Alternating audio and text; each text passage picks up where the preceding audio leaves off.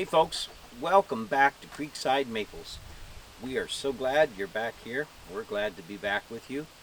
We've taken the last couple of weeks off, as you probably watched our latest video. My wife's father has passed away, and so we needed some time there just to deal with that situation. They live in the next province away from us, so we had to go through all the COVID restrictions, travel restrictions. It was a huge headache, but we managed to get it done, and she got there to spend some, last few hours with her dad, and then we've been there going through the memorial service, and my wife is still up there helping her mother readjust to everything, so it could be a few more days yet, maybe another week before she's back behind the camera with us, and in front of the camera as well. But in the meantime, we're going to do some work here and get back at making videos and get the homestead back up and running again, and we are so glad that you're here with us. So what are we doing today? Well, I'll tell you, we're going to build some tomato cages.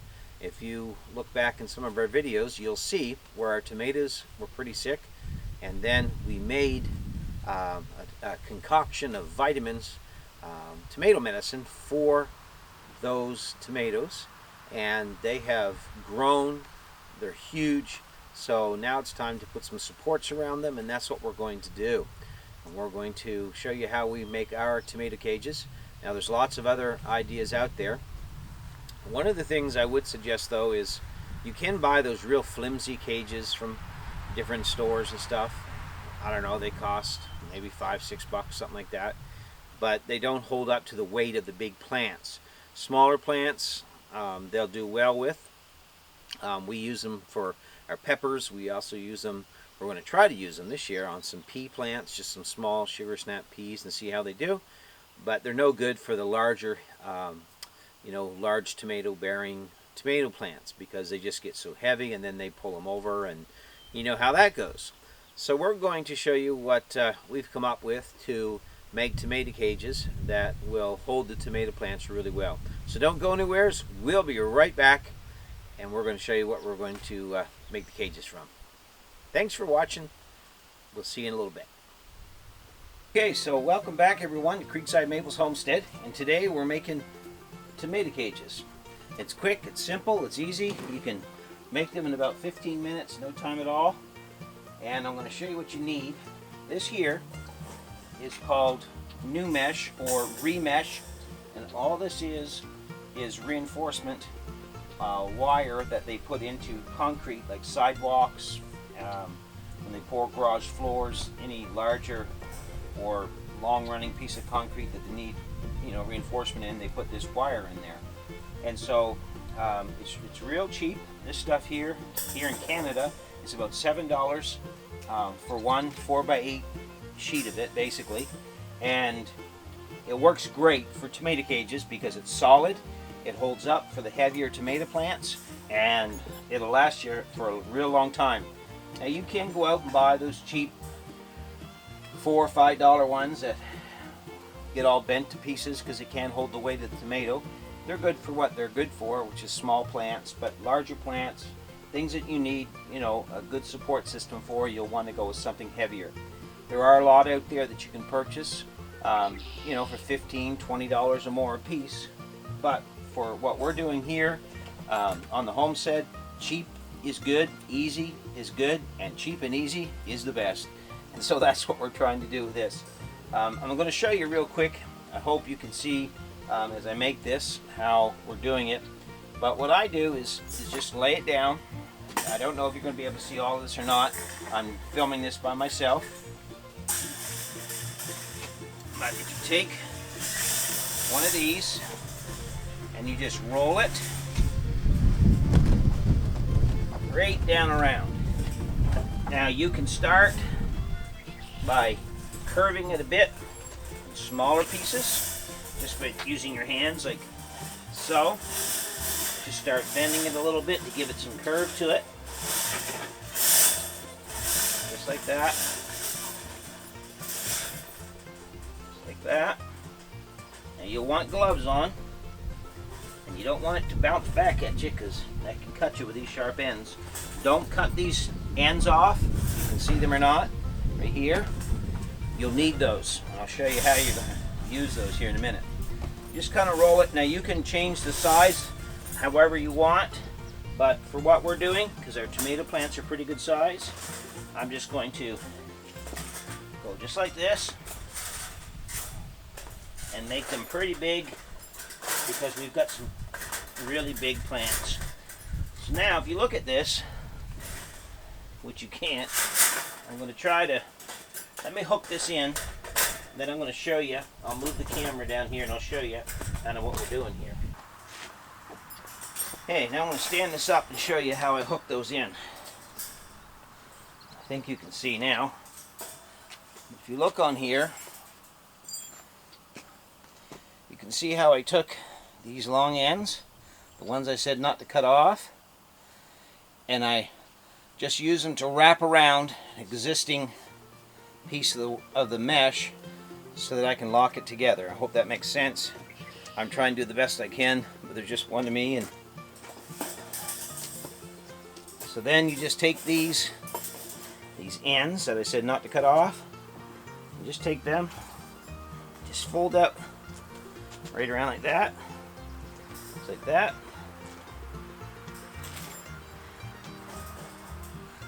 Again, if you can't do it with your hands, just get yourself a pair of pliers or something. Just fold those in, just like that. Flip it over. See? All we're doing is basically just making little catches. Now these are good for a couple of reasons. Because if you want to take them apart and use it for another application or store them flat, well, when you're done with them, you just bend this back out, it unfolds, and you get yourself easy storage. Oh, what you're going to want is some wire cutters, bolt cutters actually, and all we're going to do here, show you, gotta get this one in here.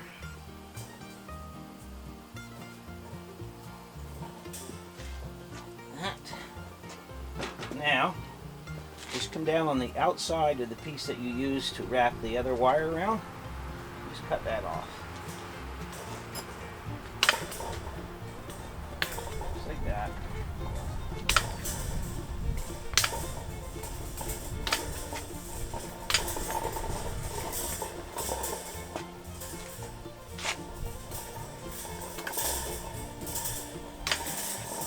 Now you will have a little bit of a end where we cut this off.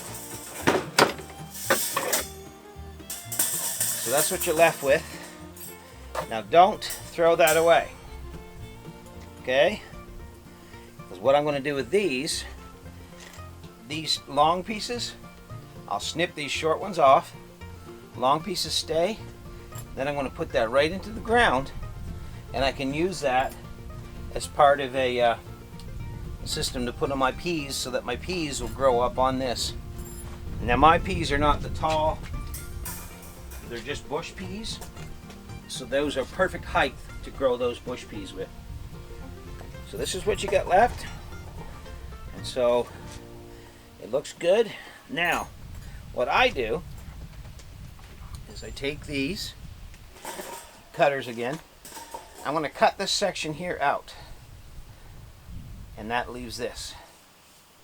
And this here will push down into your ground to give it some more stability so everything stays in place. Now you can cut them here, or you can cut them here and here. It really doesn't matter where you cut them. I just cut them on the sides if you want that little bit extra length. If you don't, just cut them across there like this.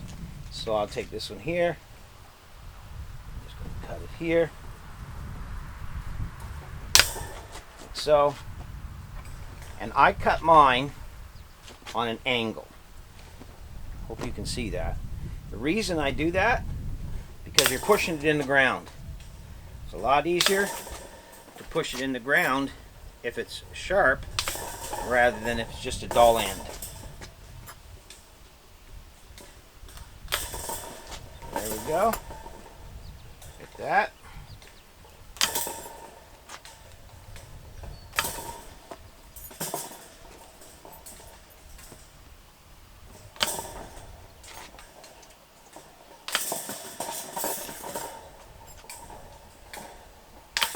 These cages will last a long, long time. Now you'll notice you got a double here where the two edges come together. So you can do a couple of things. You can cut this here, like that,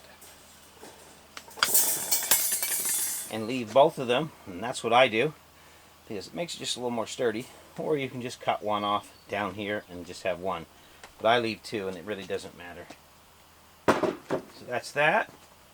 And then take a pair of pliers, and just kind of squeeze these really tight so they won't come apart any. That. That.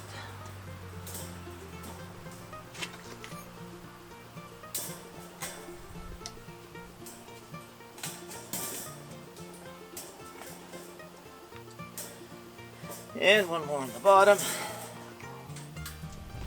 And that's basically it.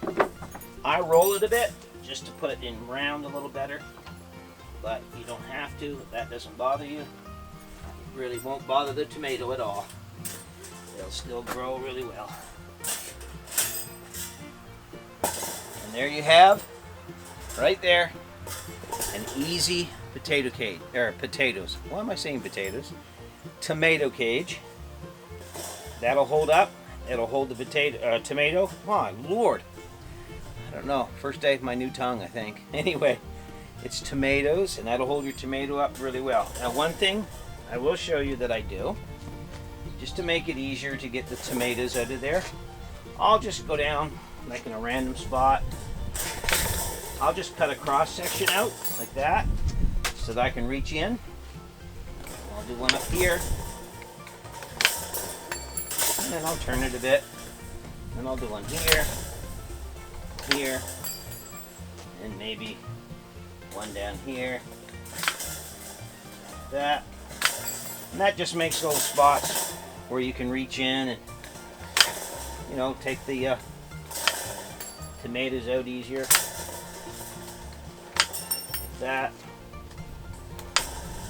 There. And then you can reach in real quick, real easy. And if you want to do one more, you can. Just make sure you leave enough so that your cage is pretty solid. And then you can just reach in, pick your tomatoes. And that there is how I make my tomato cages. Now, if you don't like those really sharp ends, well, they're not really sharp, but anyway, if you don't like these ends here sticking out, take pliers and cut them off. Problem with these is that you can't get in real close because they're so big and bulky.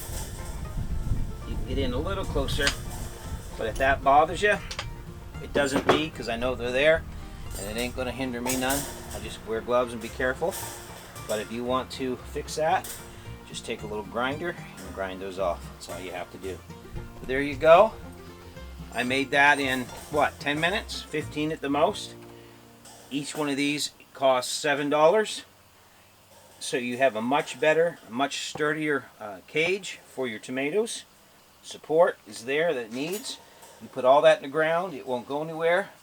But what I'll do is I'll take a post and I'll drive down and drive a T-post down and then attach this right to your T-post with what I use is just simple little plastic zip ties, because when it comes time to take it off in the fall or whatever, when you clean your garden up and remove these for storage, you just snip the plastic tie out of the way and you're good to go. So that is how we make our tomato cages here at Creekside Maples. So hopefully that helped you out. Okay, so we got all of our cages built, all that we're going to build today. I got 6 done, and I want to show you a little tip.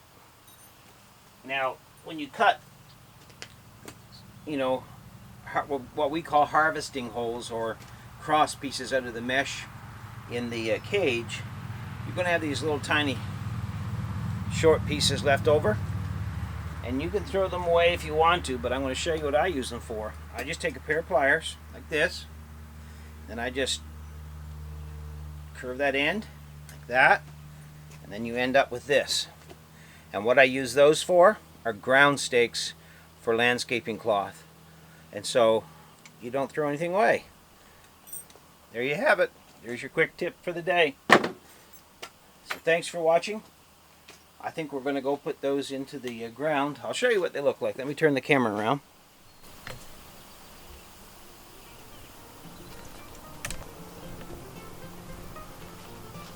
There's all of our cages so far. There's 6 there, and 3 are really large and 3 are a little smaller. We're going to take them over and we're going to put them in the garden. Our tomato plants need it. They're so large that they're starting to fall over, and we don't want that because they'll break off. We're going to head over to the garden and put them in. Here we are in the garden, and we've got our first cage all put in. And I just set it over top the plant, and I just kind of take my foot on that bottom rung of the wire. I just tap it in, a little down pressure, just like that. And that is really, really sturdy. Then just take my branches, just kind of lay them up on the wire, like that. That'll support that tomato plant really nice. And that's all there is to it. Every now and again I'll come over and I'll make sure the leaves are, the stuff, you know, it's not drooping or going the wrong direction. I just kind of keep an eye on it. Every now and again lay the, you know, these leaves and stuff out over the wire, kind of direct how I want it to grow. But that's about how easy it is. We're going to put another one in.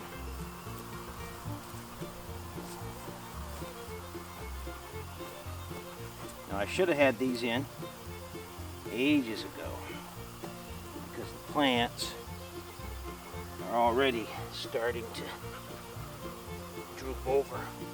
So it's a little bit of a chore to get them up in here. We want them nice, level, and even. But it will work. Just go careful. Don't break your tomato plant off. Just lay it up in there. Once you do that, it'll start growing and staying inside that cage. Ruby, come here. My dog's up by the road. So that is really how easy it is. You see how they work? Nice and simple. Take your foot, push down on them, and that's it. And they're really sturdy. The dogs, it's so hot here today, the dogs are just looking for a place to lay down in the shade. So we're going to go over and get a couple more and put them in. I hope you can see what we did there. And then the tomatoes are right down in there, and they'll grow up in there. So we're going to go over and get the rest of the cages and bring them over. So I thought I'd give you a little shot of the garden so you can just see how everything's growing. As you can tell, our beans and our peas and everything's growing really well. Very pleased with how it's come up. Our beet greens are doing exceptional. We have so many of those, and everything's just really growing well. So I'm going to step out of the way here and let you just take a peek at it. So you can see everything has just really come up, which is amazing because we've had very little rain.